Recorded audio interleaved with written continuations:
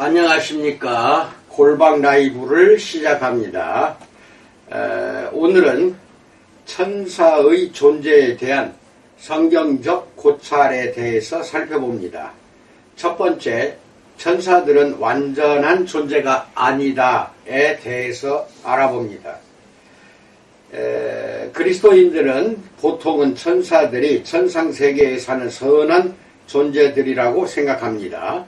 그리고 대홍수 당시 죄를 범하여 지하세계에 던져진 천사들은 당연히 악한 존재로 여겨졌습니다. 결과적으로 많은 사람들이 타락한 천사와 착한 천사를 따로 구분짓고 있습니다. 착한 천사들은 모두 하나님의 충성되고 신실한 수종자들이라고 생각합니다.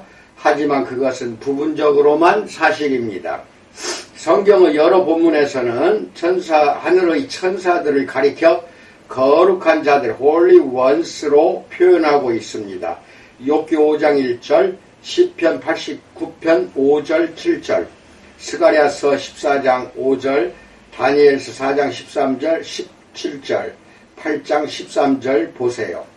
그러나 욥기의 여러 본문들은 하나님의 천사들이 본래부터 완전하고 거룩하지는 않을 가능성을 내비치고 있습니다.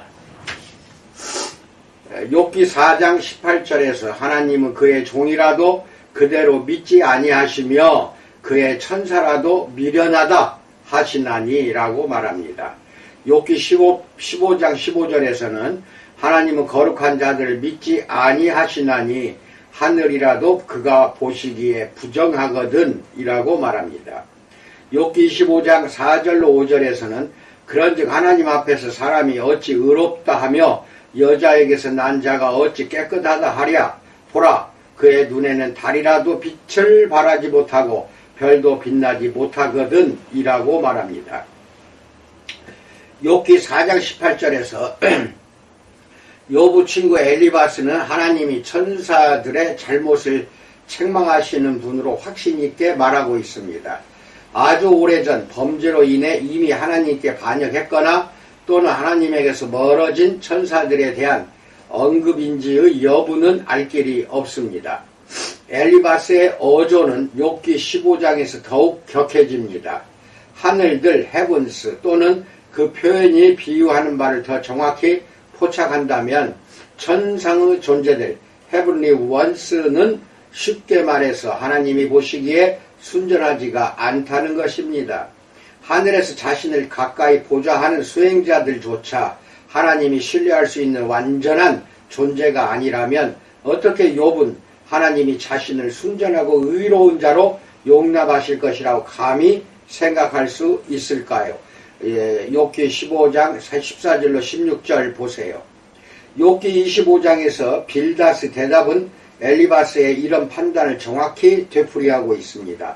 구약 성경에서 해, 달, 별들 또는 하늘의 천군, 헤븐리 호스트에 대한 언급은 때로 천상의 존재들, 헤븐리 빙스를 암시하기도 합니다. 신명기 4장 19절, 열왕기상 22장 19절, 열왕기하 21장 3절, 이사야서 14장 13절 보세요. 이후 욥기에서 이런 천상의 존재들은 이 세상의 창조를 목격한 자들로 표현되며 욥기 38장 4절로 7절 보세요. 천체 언어로도 묘사되고 있습니다. 즉 그때 새벽별들이 기뻐 노래하며 하나님의 아들들이 다 기뻐 소리를 질렀느니라 라고 말합니다. 천사들에 대한 이런 다소 부정적이고 빈약한 평가는 성경의 다른 본문에서 기술하는 보다 긍정적인 장면과 모순되는 것은 아닙니다. 천사들은 자신들의 도덕적 완벽함 때문에 거룩한 자들로 불리는 것이 아닙니다. 실제로 이와 동일한 용어 카도시가 본래적으로 도덕적 완전함이 결여된 존재인 인간을 가리킬 때도 쓰입니다. 시편 16편 3절, 34편 9절, 다니엘서 8장 24절 보세요. 천사들은 다른 이유로 인해 거룩한 자들로 불립니다. 즉 그들은 이스라엘의 거룩하신 분, 만군의 여호와 하나님을 가장 가까이에서 섬기고 있기 때문에 거룩한 자들로 불리는 것입니다. 과거의 기록을 보아도 하나님과 더불어 같은 공간에 함께 거하는 신적 존재들이 완전하지 않다는 사실을 알 수 있습니다. 그중 하나인 사탄은 하나님의 맞선 태고의 반역을 주도했었고 기존하신 자의 에덴 계획을 회방했으며 하나님의 피조물인 인간을 꿰어 범죄하게 만들었습니다. 창세기 3장 보시고 계시록 12장 9절 20장 2절과 비교하십시오. 전사들의 이런 범죄 행위는 창세기 6장 1절로 4절의 사건들을 통해 이어지게 됩니다. 베드로후서 2장 4절로 5절 비교하십시오.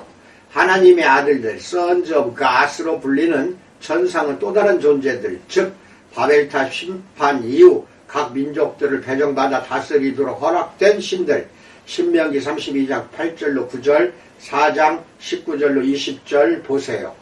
이렇게 허락된 신들은 나중에 이스라엘 백성들을 우상숭배와 타락의 길로 유혹했던 것입니다. 시편 82편 보시고 신명기 32편 17절과 비교하십시오. 가장 쉽게 정리하면 모든 것을 다 아시며 누구보다 잘 아시는 하나님은 자신의 거룩한 자들을 신뢰하지 않으십니다. 하지만 그것이 욥기의 본문이 말하고자 하는 진실의 전부가 아닙니다. 천사들은 보다 더 근본적인 이유로 도덕적 영적 실패를 피하지 못합니다. 그들은 하나님의 전능자로서의 속성 또는 본질을 갖고 있지 않기 때문이며 지성을 지닌 인간이나 신적 존재를 자신들의 능력으로 창조할 수도 없기 때문입니다. 하나님의 피조물일 뿐인 하등한 존재들이 만물의 창조주와 함께 신성한 공간에 함께 있도록 허락된다는 것, 그것이 가능할 수 있다는 것 자체가 창조주 하나님이 베푸시는 놀라운 은혜에 대한 또 하나의 증거라고 할 수가 있습니다. 두 번째, 중보자에서 대언자로에 대해서 알아봅니다. 우리는 천사들을 중보자들 인터세서로 거의 생각하지 않는 편입니다. 그러나 그들이 하나님과 사람 사이에서 중재 역할을 하는 것, mediate는 고대 때부터 있어온 개념입니다. 거룩한 자들은 하나님이 주재하시는 신들의 모임의 일원이었고 시편 89편 5절로 6절 82편 1절 보세요. 그 모임은 천상의 법정으로 여겨졌습니다. 다니엘서 7장 10절 보세요. 천사들은 심지어 하나님 앞에 소환되어 누군가를 위해 증언하거나 고소하거나 탄원하거나 또는 판결을 내리는 일을 하기도 했던 것입니다. 욥기 1장 6절로 11절, 11장 7절로 10절, 33장 23절로 24절 보세요. 욥의 비극적 현실은 하나님의 천상회의, 즉 하나님의 아들들로 이루어진 하늘의 무리, 욥기 1장 6절로 2장 1절 보세요. 에서 벌어진 논쟁에서 그것도 욥이 순전하다는 하나님의 평가에 이의를 제기한 대적자 또는 참소하는 자, adversary, 하사탄, 종종 사탄으로 번역됩니다. 에 의해 비롯됩니다. 대적자의 의견은 틀렸고 자신의 전지적 판단이 옳다는 사실을 입증하시기 위해 하나님은 욥이 고난을 받도록 허락하십니다. 욥기 1장 9절로 12절 보세요. 우리는 그 이야기의 나머지 부분에 대해 적어도 그 대강의 줄거리는 이미 알고 있습니다. 욥의 친구들은 욥을 위로하기에는 부적절한 자들임이 드러납니다. 심지어 그 친구들은 욥의 고통을 더 부추깁니다. 욥 자신을 비롯해 그의 친구들은 욥을 비극으로 이끈 하늘의 무대 뒤에서 일어난 막후를 전혀 상상하지 못합니다. 첫 번째 친구 엘리바스는 욥이 뭔가 반드시 악을 행했을 것이라는 확신을 심어주기 위해 노력합니다. 욥기 4장 17절로 18절 5장 1절에서 사람이 어찌 하나님보다 의롭겠느냐, 사람이 어찌 그 창조하신 이보다 깨끗하겠느냐, 하나님은 그의 종이라도 그대로 믿지 아니하시며 그의 천사라도 미련하다 하시나니 너는 부르짖어 보라. 내게 응답할 자가 있겠느냐, 거룩한 자 중에 내가 누구에게로 향하겠느냐라고 말합니다. 엘리바스의 요지는 분명합니다. 욥아, 네가 도대체 뭐길래 스스로 의롭다고 생각하느냐? 네가 천사들보다 더 낫냐? 그들 중에 너를 위해 중재해 줄 자가 있겠느냐? 어디 한번 해봐라.